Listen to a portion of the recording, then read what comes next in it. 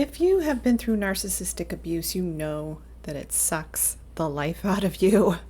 You just have low energy and you may be sick as a result of it. You may feel terrible most of the time as you're trying to figure out what just happened. So in this video, I'm going to be talking about what narcissistic abuse damages the most and what you can do to help yourself heal from it.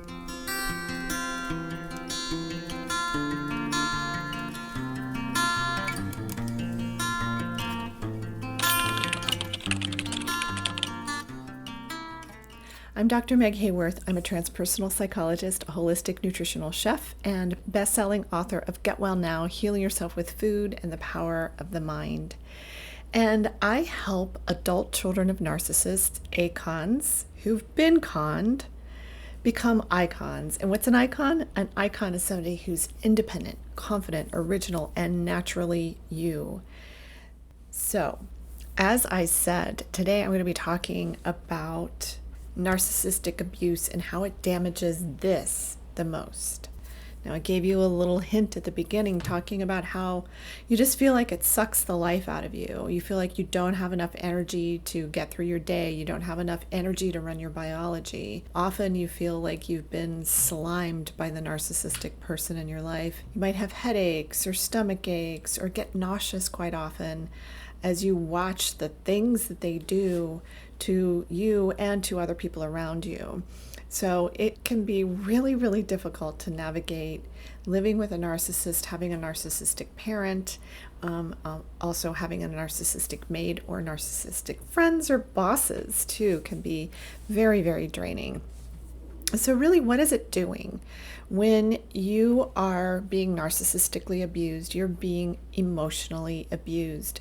And emotional abuse is something that affects your entire system, mental, emotional, physical, and energetic and spiritual. So it just drains you.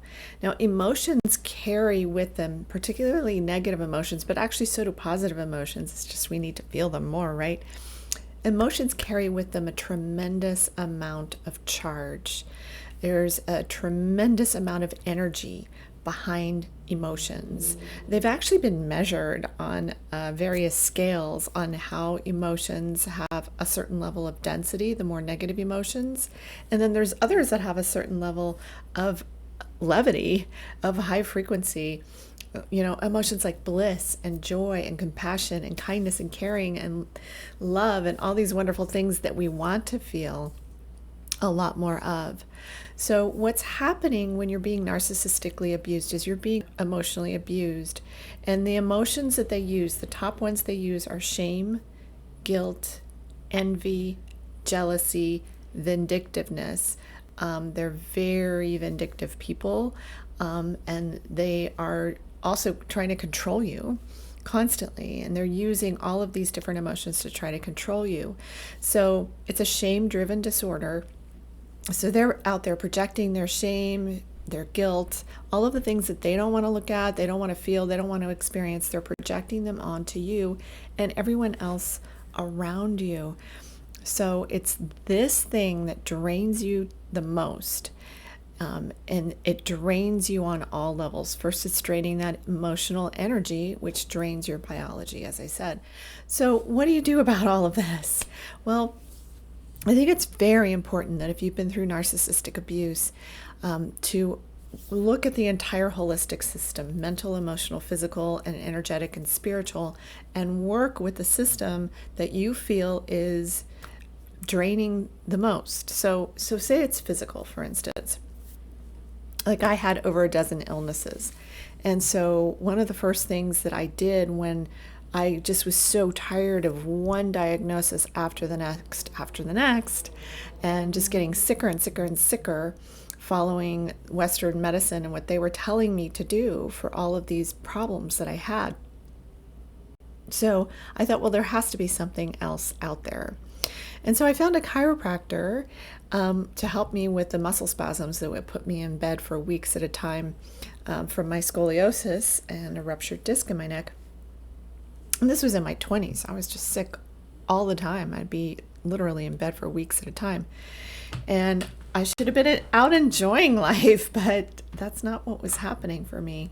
So, my chiropractor introduced me to a nutritionist, and things started to really shift there. But my chiropractor also introduced me to mind body medicine, to meditation, to yoga, to massage therapy. And I just started, all these things started opening up for me. And I really encourage you to look into all of the things I'm talking about. If you're not meditating already, please learn to meditate. It's a very, very important skill to develop because it's so healing.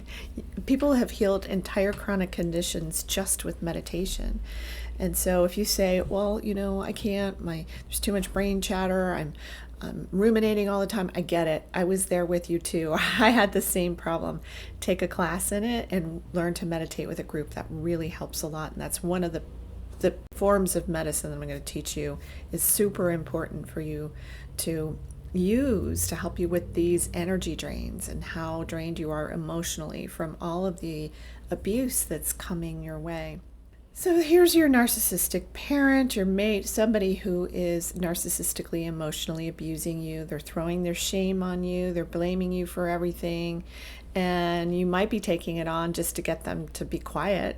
So you may find yourself apologizing for things that you didn't do. I know I did a lot of that. And then taking it on. And so every time you do that, you are getting more and more drained emotionally, because you're not being fully honest and authentic to the moment. You're doing a strategy that helped you in the moment, and good for you that you're doing that. But you don't need to use that strategy forever to try to get through the narcissistic abuse. So what I want you to do is really think about other strategies. One, getting really honest with yourself and really authentic with yourself about what's happening in the situation, so you're not doing a lot of mind games with yourself, gaslighting yourself, which is something that we do a lot. And two, get some kind of help, like somatic therapy, for instance, that will help your body heal from the energetic drains that have been going on emotionally with you. There's touch somatic therapies, there's non-touch somatic therapies, like what I do with my whole person integration technique. It really gets to the emotional root cause, the thoughts, the feelings, and the beliefs that get lodged in the body and that need to be released. Those emotions and those beliefs need to be released so that you can feel lighter and you can feel freer and you can connect more with that emotional wellness I was talking about, which is exactly what whole person integration technique is designed to help you do, is connect with emotional wellness so that you can feel things like bliss and joy and happiness. When your body is flooded with these emotions, with shame, with guilt, it wears away at the system. And they know this from science, the science of mind-body medicine, psychoneuroimmunology, is that there are certain emotions that they've associated with certain diseases. For instance, anger is associated with high cholesterol. It's also associated with the liver in Chinese medicine and a sluggish liver. So you can look at there's so many different ways to look at your body and look at how the answers that you need for your healing are out there, and they're in here. And to find therapists and doctors and specialists that will help you unlock those things is extremely and so needed for when you're dealing with narcissistic abuse, when you're dealing with emotional abuse, and you're dealing with that energy drain. So I want to give you an example so that you kind of can understand a little bit better about what I'm talking about. So say your narcissistic parent is just levels all kinds of criticisms at you. They create these no-win situations because they've got to be in control all the time. And so, and then they do all this like hiding and lying and cheating and doing all this stuff in the background that is just awful. It's nefarious. These are things that are without integrity, and it's not how you want to live your life or how you genuinely feel you want to live your life. So you may become really angry because you don't have an avenue of expression. And this happens a lot. I know I would have rage. I would just have massive rage and just feel like I hate this person so much for treating me this way. And this whole side of me would come out that I just didn't even realize was there. But it would get so triggered into reactive abuse by the narcissistic person in my life that I would just kind of lose my cool and get really angry.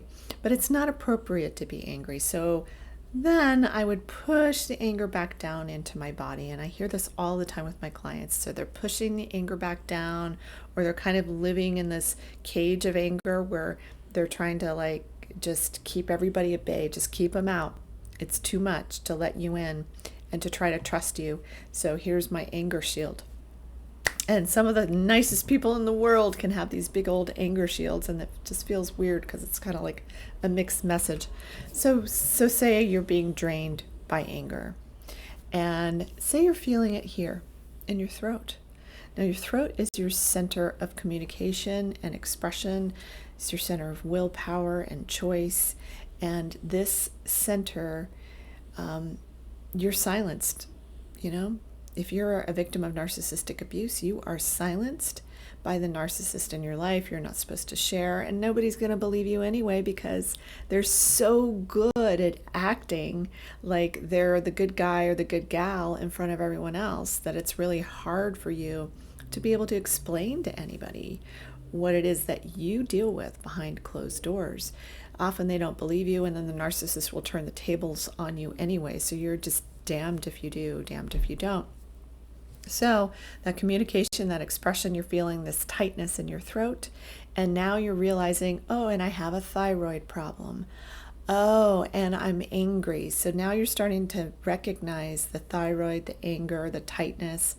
Your body has been reacting to this anger and has been effectively spinning in it. And that's kind of how I look at it, is it spins in it and it gains energy over time, and it drains your biology over time until eventually you may have some kind of disease state, like a thyroid problem, for instance.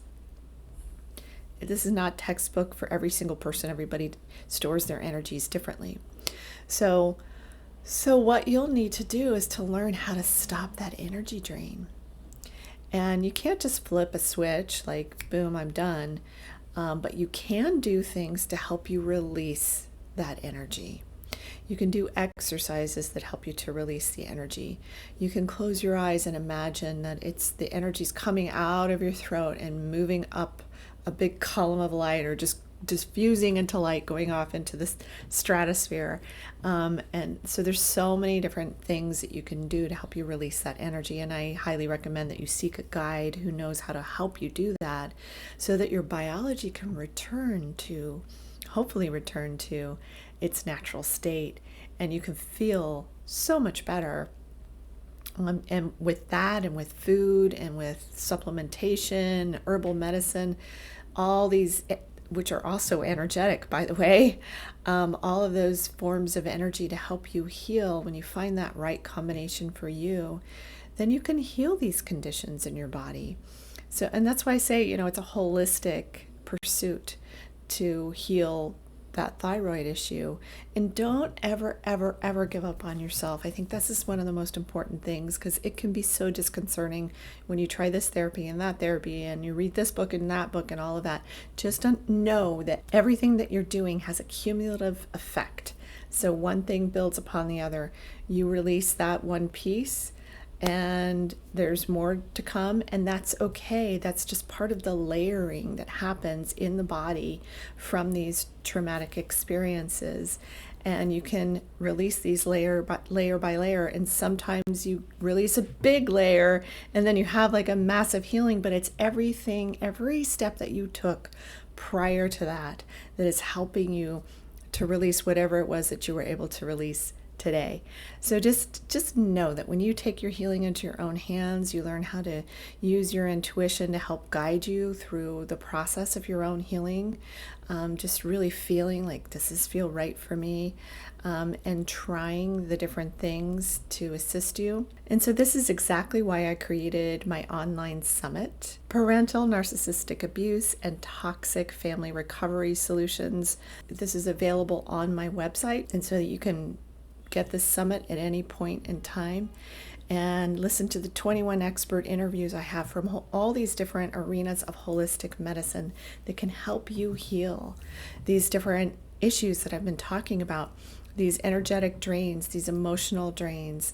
It's all connected, it's all one. And so looking at the different parts of the system, mental, emotional, physical, and energetic and spiritual, will help you heal. So I hope that you have gotten a better understanding of energy and how emotional energy can drain your biology, making you sick over time, but how you can recover that emotional energy and you can achieve emotional wellness and emotional health by really learning to expand those emotional energies that feed you, that give you energy, that give you that feeling of joy, that feeling of peace, that feeling of love and compassion and kindness, and all of these wonderful qualities that we all have access to and we can all develop once we release the stuff in the past, the stuff that we're holding in our bodies that needs to come out. So if you feel called to book a free call with me, if you're feeling interested in talking to me about how I might be able to help you get well now, then please do so in the links below. It's a free 20-minute consultation where we can talk about the work that I do. You can ask me questions and we can talk about what might be a good fit for you. And if I don't have something that can work for you, then I have lots of people I can refer you to, including the experts in my online summit. So again, thank you so much for watching, and I'm Dr. Meg Haworth, and I hope that this information will help you get well now.